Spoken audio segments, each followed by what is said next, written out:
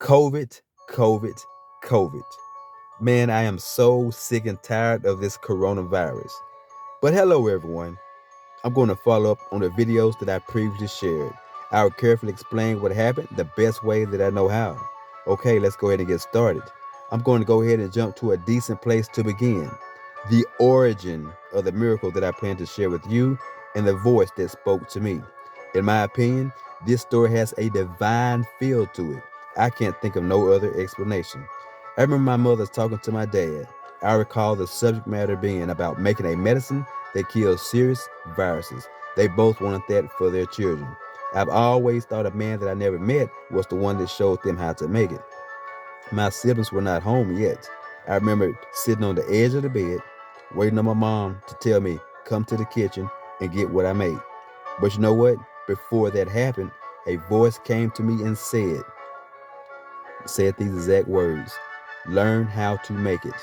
One day you might have to teach others how to make it. And you know what? I didn't ask any questions. It was kind of like I was hypnotized. I went to the kitchen. When I went to the kitchen, it's like a force or some type of something was dragging me in there to where my mom was. She asked me, "What brings you in here?" Or "Why are you in here?" But somehow I knew that she was going to ask me that. And when she asked me that, I told her, "I'm just looking." So I carefully watched. I paid special attention, and I remembered everything that she did. I took the one that she made me, and while she was not looking, I secretly made and took another one.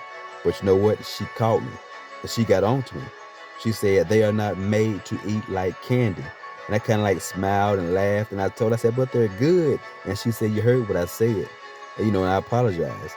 At that time, I was in like first or second grade, and I was excited. And being a child, I want to share with someone else outside the family. And so, you know what I did? I decided to share with my teacher.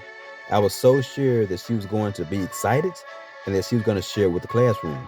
So when I secretly went to her desk and I told her about it and I told her how to make it, her eyes got huge. I got a little bit happy because I thought she was excited.